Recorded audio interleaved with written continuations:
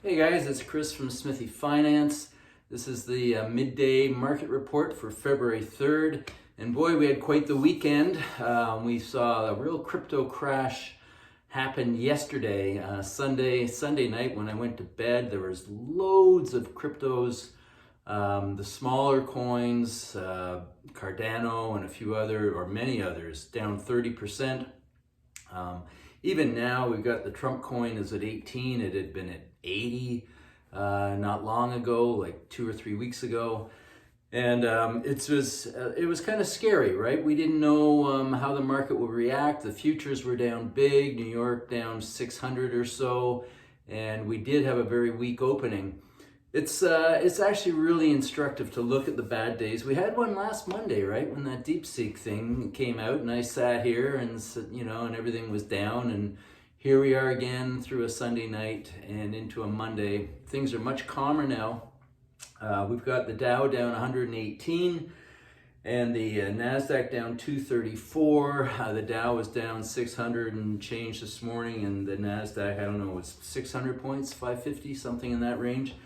Toronto opened down 740 points or thereabouts, and now we're down 250. Of course, this is all triggered by the tariffs. Trump has, and we talked about this on Friday, Trump has put a 25% tariff on Canada, 10% on our energy, and all the Canadian stocks tumbled, of course. When we see this sort of thing, you got to be careful not to sell on the opening or into that massive selling pressure. The buyers have all stepped back. Everybody's, they want to see how it opens, how it acts. So most of the buyers have stepped back. If you sell into that, you're going to get the worst fill of the day. And indeed, if you bought anything on the open this morning in Canada, you're higher right now.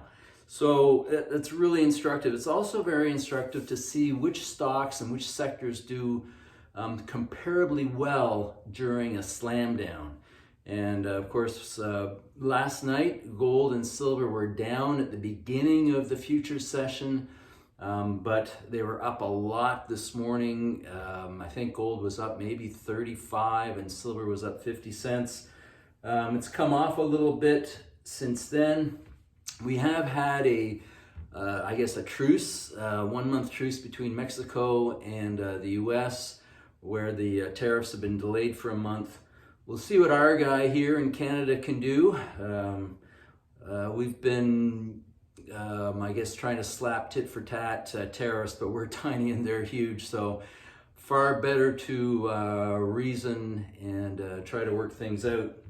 Anyway, right now gold is up 21, silver $21, silver's up 20 cents, copper's up a couple of pennies. So not bad. The US dollar is higher. The Canadian dollar hit, I think, the lowest point since 2003.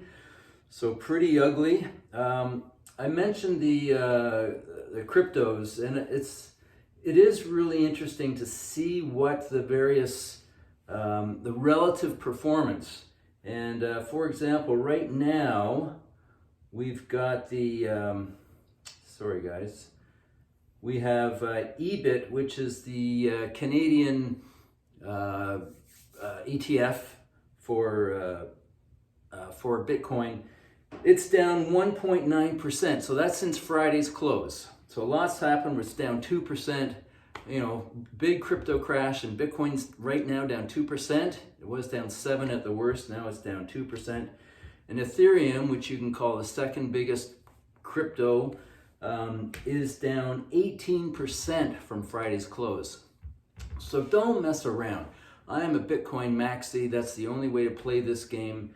The way that the strength that Bitcoin has shown through a real storm last night, really bad feelings and panic.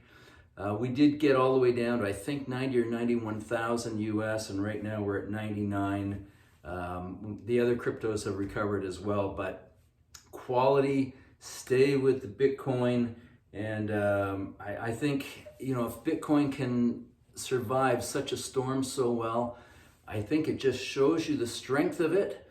And I know I've talked about it a few times, but boy, if you don't have any, you should get some. And it's so easy. Buy the iBit or the EBIT. by MicroStrategy. You got to have some, because this thing shows the earmarks of being super successful, and a great deal from here over time. Nothing guaranteed, just my opinion, but I think a 3%, 5% weighting is totally reasonable. My weighting is way higher. It's about a third of my portfolio. Okay, so so don't sell on the opening of a crash. If anything, you're gonna buy.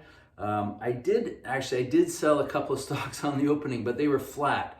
So I was looking around. I want to be able to buy a few things, and I did buy some Ivanhoe, IVN, which is a copper producer, a favorite of mine over the years, and it's been getting pounded, so I did pick some of that up. I did buy a little bit of the oils, Valeura, but I needed to do a little selling just so I wasn't too exposed. I had a couple of stocks that were flat on the open, so I let those go. And again, I've always said, in a bad market, you want to sell the thing down 2% to buy the thing down 7%, all things being equal as far as whatever the economic push could be on the stock market that day. So tariffs come, tariffs go. I expect there'll be some truce between Canada and the US at some point. So there will be a pretty good bounce on a lot of these stocks, but there's still a lot of headline risk. Things could open down a lot again tomorrow if something happens overnight. Trump, what can you say about the guy? He does shoot from the hip a bit, and there's a lot of consternations about what he might say next.